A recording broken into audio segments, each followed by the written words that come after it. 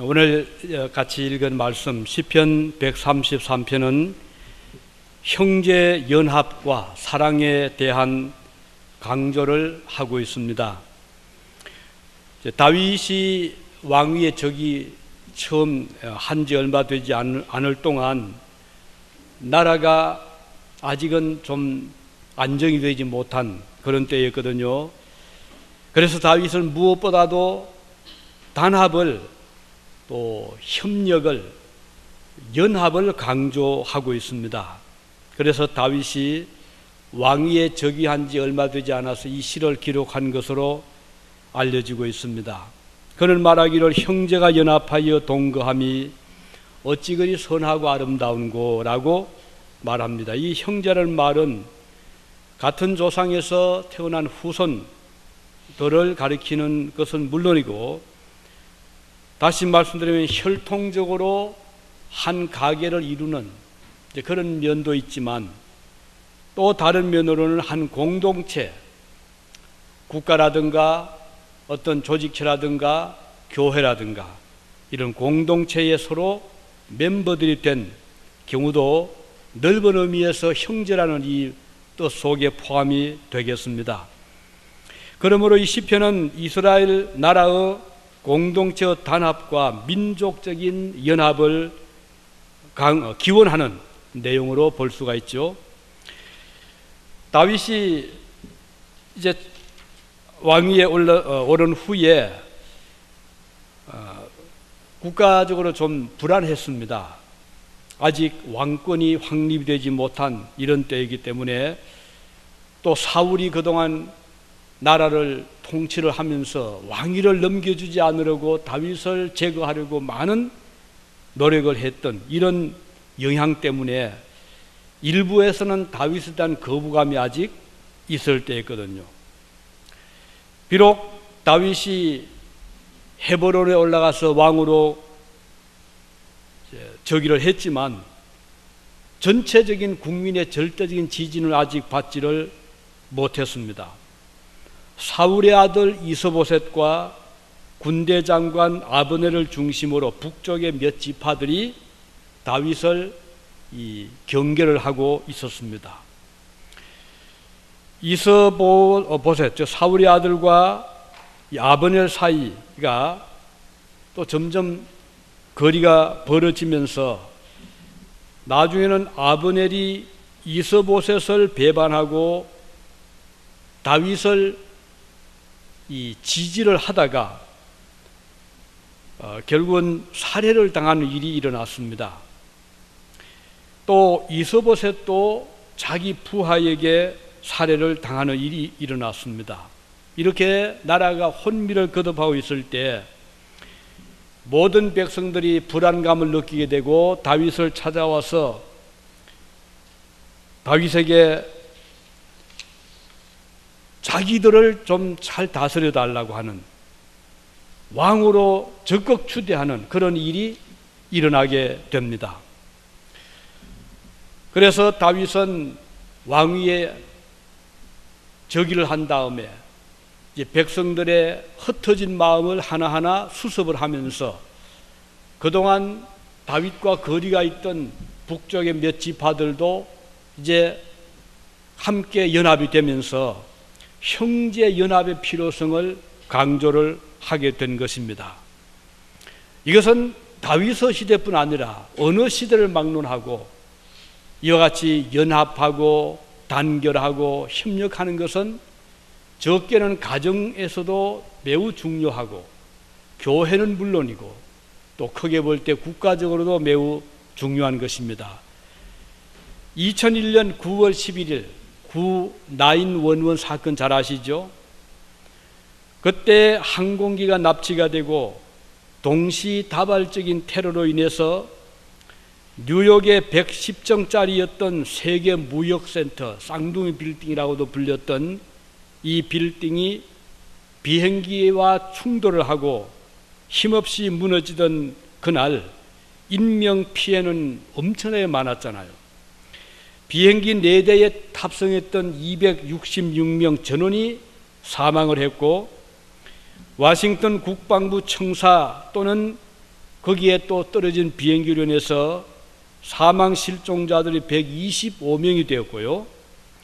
세계 무역센터 건물 안에 그 잔해 속에 묻혀서 사망 또는 실종된 자들이 약 3,000명 정도, 아직까지도 정확한 숫자를 모를 정도로 피해가 컸던 것을 우리는 기억을 하고 있습니다. 이것을 화폐 가치로 따진다면 어마어마한 소중한 인명 피해는 제쳐놓고 보더라도 건물이나 또는 보이지 않는 경제활동, 위축된 이런저런 것을 따진다면 엄청난 손실을 보았던 그때였습니다. 이 사고가 난 후에 미 국민들은 숙연히 국가의 미래를 염려하게 됩니다. 세계 최대의 강국의 자존심이 힘없이 무너지고 가장 편했던 교통의 수단인 비행기를 타기조차 두려워하는 미국에서 상상할 수 없는 일이 2001년도에 일어났습니다. 그때 전 미국에 붙여진 표가 있었습니다. 단어는 딱 3마디였어요. 기억하시나요? 그때 어떤 표가 있었는지요? 3마디. United we stand. United we stand. 그런 그 글을 전 미국에다가 붙여 놓아서 저도 그때 수없이 그 글귀를 보면서 이런저런 생각을 한 기억이 납니다. 무슨 뜻인가요? 단결하면 일어선다. 그 뜻이잖아요. 단결하면 일어선다. 그 일이 있은 다음에 얼마 뒤에 10년이 흘렀잖아요. 2010년도 우리 조국 대한민국에서 연평도 포격 사건이 일어났습니다. 11월 23일이었죠. 2010년도. 그리고 또 그뿐 아니라 천안함 또 폭침이 또 일어났고, 이건 국가적으로 엄청난 충격이었잖아요. 평화롭던 조그만 섬에 갑자기 폭탄이 날라오고, 그래서 주민들이 사망을 하고 또 다치고 집들이 무너지고 불타고, 이런 것을 저는 이 태평양 건너 쪽에서 뉴스를 통해 지켜보면서 매우 마음이 무거웠습니다. 아마 어디 저뿐이겠어요. 모든 국민들이 그때 엄청난 충격을 받았으리라고 생각을 합니다. 자, 2001년도 뉴욕에서 빌딩이 무너졌을 때 충격도 엄청나게 컸고, 그 약 10년 후에 조국에서 일어났던 그 사건들도 그 충격은 국민적인 국가적인 충격이었습니다. 대응을 보면 미국에서는, 저는 그때 정치적으로 민감한 상황이기 때문에 어떤 반응이 날까를 주시하고 있었는데, 여당, 야당, 민주당, 공화당 할 것 없이 대통령을 비난하거나 여당을 비난하거나 중앙정보국을 비난하거나 국방부를 비난하거나 그런 것을 별로 보지를 못했어요. 단결하고 나라를 지켜야 된다. 유나이티드 스탠드업. 그 말이 계속 우리의 귓전을 두드렸습니다. 그럴 때 10년이 지난 후에 우리 한국에서 배가 파손이 되고 폭격으로, 그 잠수 폭탄으로, 그리고 섬이 폭격받았을 때 여러 가지 의견들이 일어나는데, 가령 이거는 뭐 날조다, 이건 뭐 거짓이다, 이런 말도 일어나고, 또 일부에서는 도대체 그동안 이 군에서는 뭘 했느냐, 이 국방부 장관을 또 비난하고, 정부는 뭐 했느냐 비난하고, 야당은 야당대로 여당은 여당대로 서로 공격하는 것을 보면서 이 중요한 때에 뭐 잘잘못을 따지기 전에 일단은 한 마음이 되고 나라를 지켜야 되겠다, 그런 뜻이 있어야 될 터인데, 갈기갈기 마음들이 찢어지고 이걸 볼 때 그 유족들의 마음이 어떠했겠습니까? 교회도 마찬가지예요. 어려울 때는 성도들이 한 마음이 되어서 함께 서야 되는데 서로 책임을 회피하고 책임 공박을 하고 남을 비난한다고 하면 누가 수습을 하겠냐는 것입니다. 다윗이 왕위에 즉위한 다음에 몇 년, 6년 가까이 북쪽 이스라엘에서는 그 서로 지파들 간에 알력이 있었고, 그리고 다윗에 대한 반대 세력도 있었지만 우여곡절 끝에 다윗이 왕위에 즉위한 다음에 첫 이 노래한 그리고 간구한 이 내용은 형제가 연합하여 동거함이 어찌 그리 아름다운고 연합을 강조하고 있음을 보는 것입니다. 왜 우리가 서로 하나가 되어야 되고 이게 왜 중요합니까? 그 이유는 우리 모두는 서로 한 형제들이기 때문입니다. 형제가 연합하여 동거하면 당연한 거잖아요. 한 가족에서 한 가족이 한 솥에서 음식을 먹고 자라갈 때 그 서로 이해해주고 연합하고, 어려울 때 형제란 말이 있잖아요. 어려울 때 도와주고, 우리가 힘들 때 제일 먼저 누가 전화하고 누가 찾아옵니까? 형제들이잖아요. 그런데 이 죄인들이 그런 어려운 중에서도 오히려 어떤 때는 서로 반목 질시할 때가 있잖아요. 가인의 동생 아벨을 가인은 질투했습니다. 얼마나 무서운 그 질투의 끔찍한 결과로 동생을 살해하고 맙니다. 인류의 그 불행한 모습을 우리는 성경에서 이미 보고 있는 것입니다. 야곱과 에서도 마찬가지입니다. 그들은 형제간이었잖아요. 그렇지만 서로 동생은 형을 속이고 형은 동생을 죽이려 하고 이런 일을 우리는 또 보고 있습니다. 그런데 이제 우리 주님은 오셔서 뭐라고 했습니까? 서로 사랑해라. 서로 싸우지 말고 미워하지 말고 서로 사랑해라. 이게 주님의 말씀이십니다. 요한복음 17장에 보면 아버지께서 내 안에 내가 아버지 안에 있는 것 같이 저희도 다 하나가 되어 우리 안에 있게 하사, 이런 말씀 기도를 하고 있습니다. 주님은 우리가 하나가 되기를 기도하고 있는 것입니다. 적은 자와 큰 자가 하나가 되고 강한 자와 약한 자가 하나가 되고 있는 자와 없는 자가 하나가 될 때 그 힘은 엄청난 힘을 발휘합니다. 그러나 아무리 서로 큰 자들이라도 아무리 강한 자들이라도 서로 반목 질시하고 대립하게 되면 그 힘은 다 분산되고 마는 것입니다.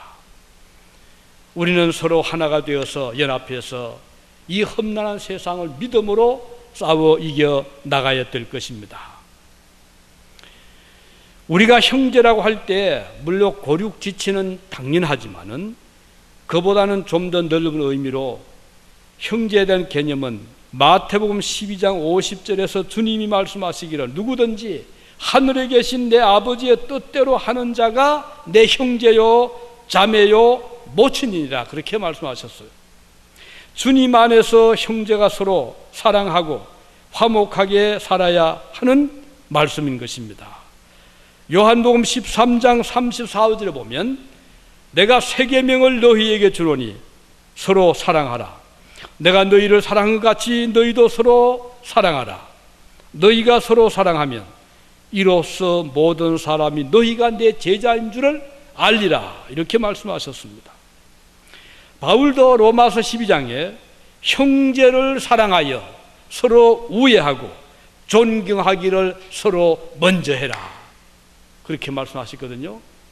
아니 저 친구 왜 나를 뭐 존경하지 않아, 이렇게 친구를 벌레임하게 되면 그 벌레임이 또 돌아오거든요. 내가 먼저 존중해주고 내가 먼저 비록 나보다가 좀 아래 사람이라고 하더라도 약한 자라 하더라도 내가 먼저 존중한다면 여기에서 아름다운 형제 사랑이 가능하게 되는 것입니다. 교회 생활에 중요한 것은 양보며 존경이며 사랑입니다.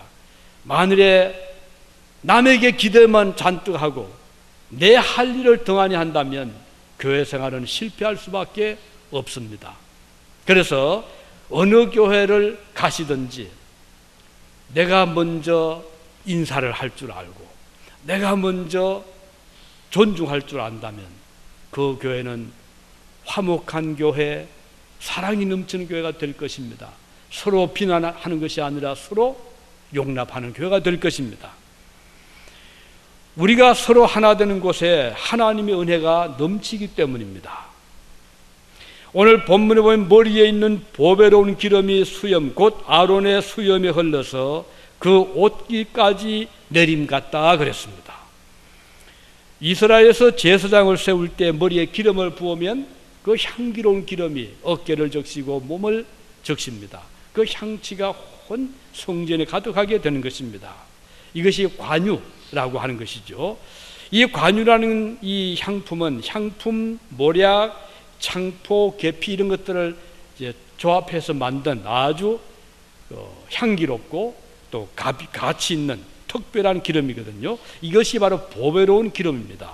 형제가 연합하면 이 관유처럼 아름다운 향취가 난다는 것입니다. 교회가 아름다운 향기가 난다는 것은 형제 사랑이 있다는 말이거든요. 아무리 교회에 모든 것이 갖춰져 있다 하더라도 이 사랑이 빠진다면 향기가 날 수가 없는 것입니다. 우리가 머리 대신 그리스도와 함께 있다면 당연히 우리는 서로 사랑해야 되고 연합이 되어야 되는 것입니다.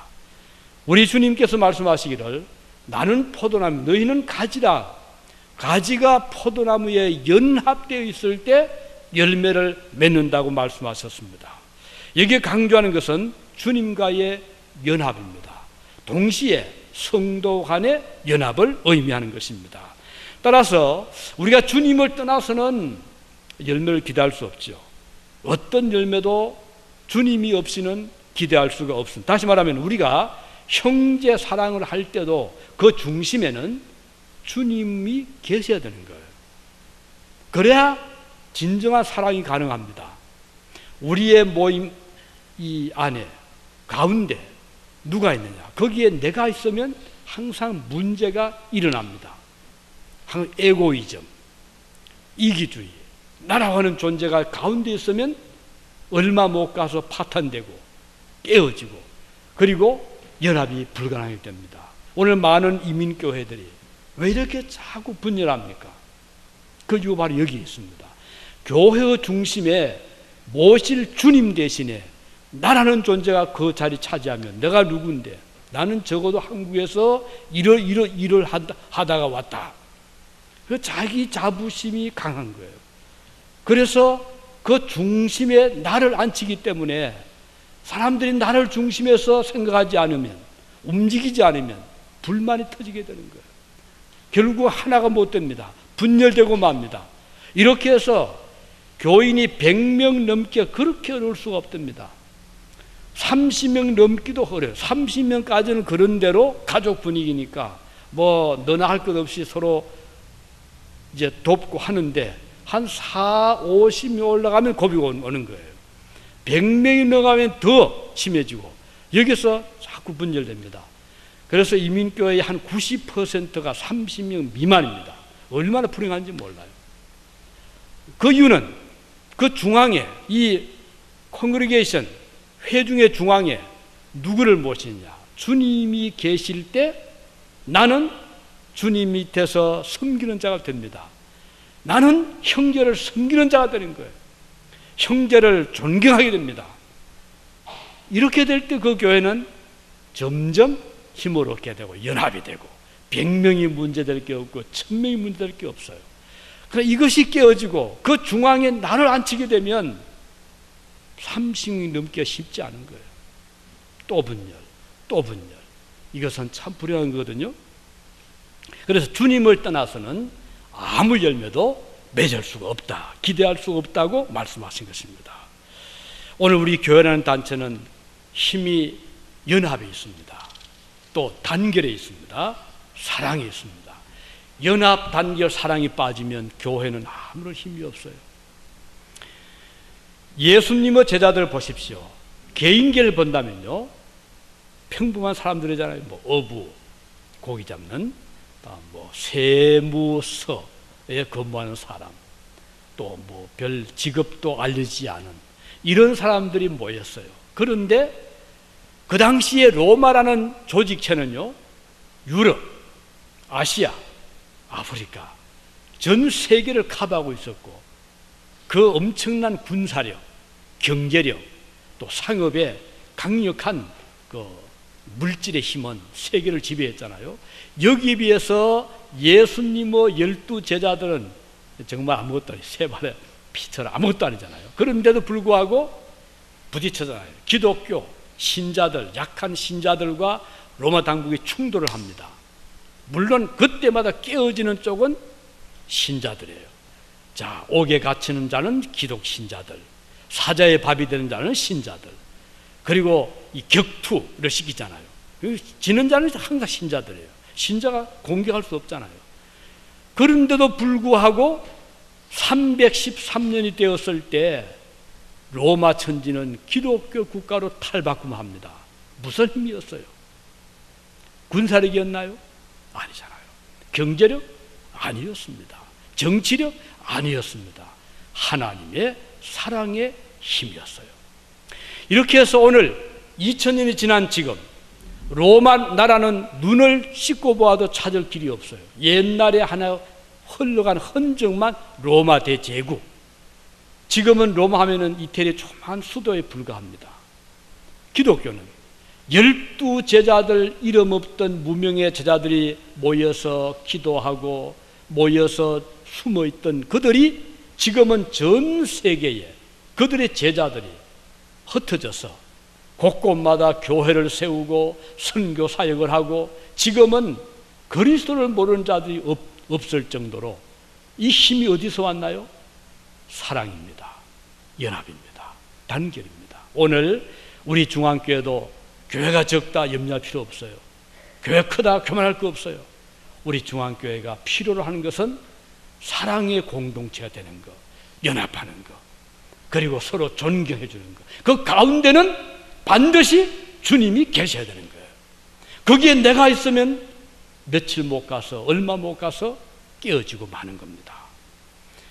오늘 많은 조직체들이 있잖아요. 그런데 그 중심은 누가 있냐, 이게 참 중요한 겁니다. 주님을 떠나서 얼마든지 모임을 가질 수 있어요. 자, 무슨 모임이다, 이 다도회다, 무슨 또 문학회다, 독서클럽이다, 무슨 회다, 많잖아요. 여기 이민사도 그런 게 많아요. 유진도 있죠. 무슨 클럽이다, 무슨 모임이다. 그 중심에 누가 있냐, 이게 중요한 거예요. 우리 신자들이라면 그 중심에 주님이 계시는 단체에 가입이 돼야 되는 거예요. 주님이 계시지 않는 곳에 우리가 조인하면 뭐합니까?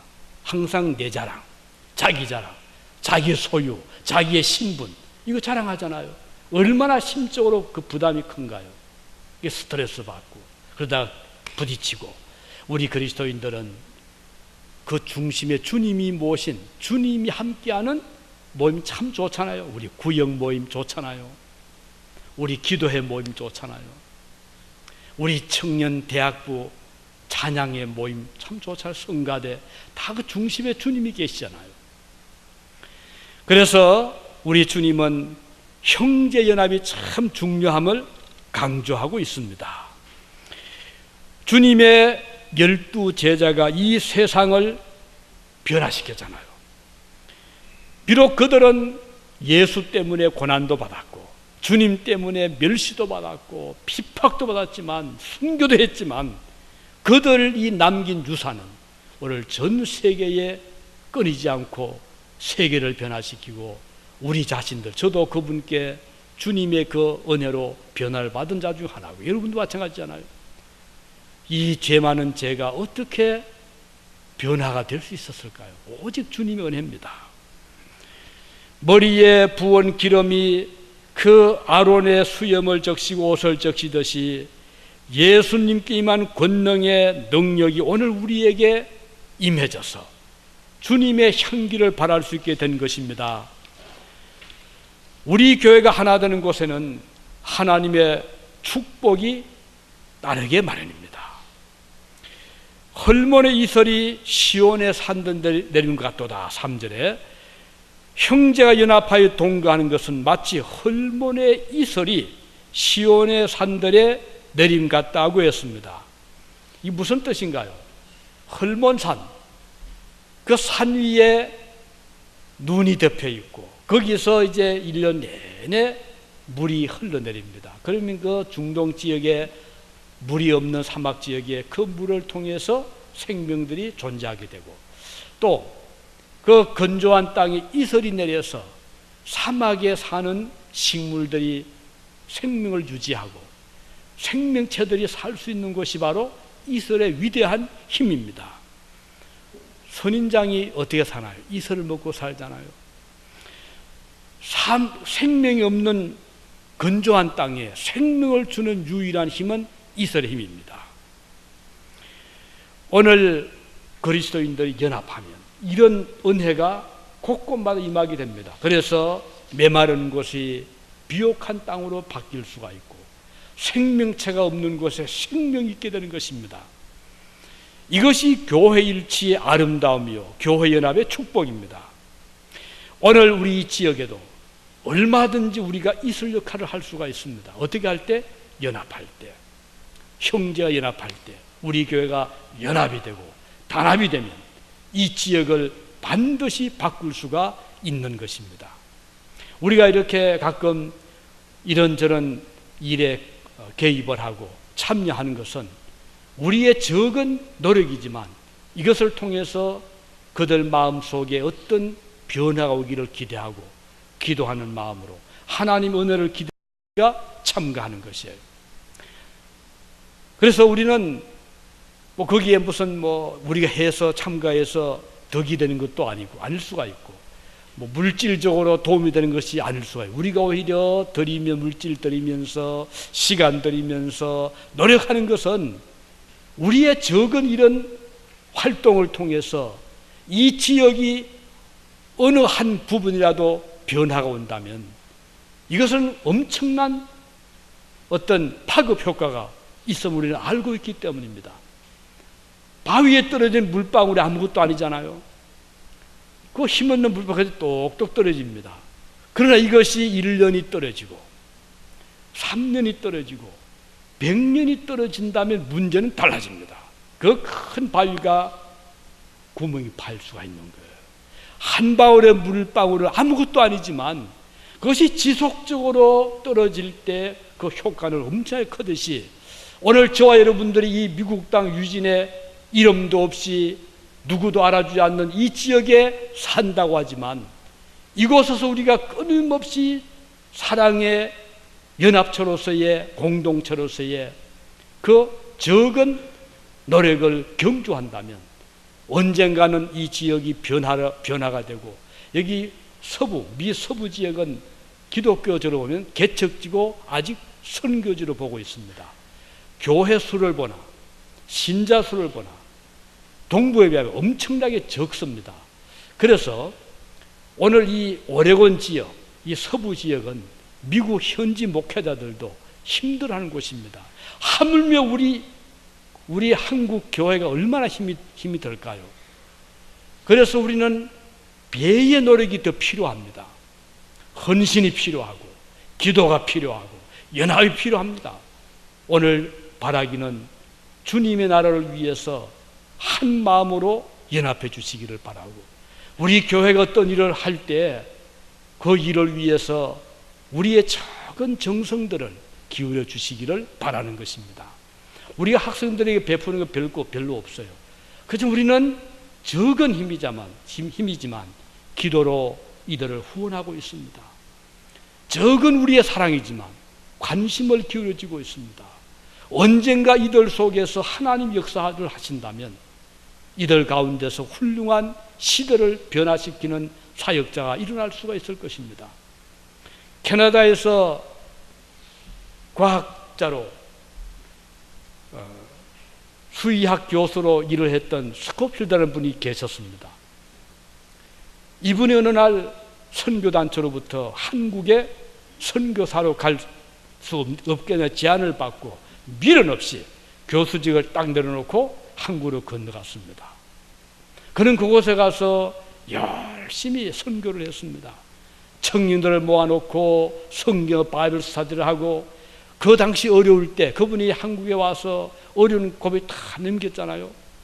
그 어려운 보리고개 다 넘기면서 그때마다 캐나다의 친구들의 편지를 하면서 지금 한국의 이 고아들을 좀 도와주세요. 이들이 지금 먹을 것이 없어서 영양실조에 좀 쓰러지고 있습니다. 해서 그분이 계속해서 공급을 하고 고아원을 세우고 학생들을 가르치고, 그래서 그분들의 제자들이 저 한국에 엄청난 일을 하고 있더라고요. 교수된 분들도 있고 그 스코필드 박사 잊지 못하는 많은 분들이 있더라고요. 한 분 과학자가 자기 헌신을 위해서 한 곳에 파견되었을 때 그 나라를 이렇게 변화시키는 거예요.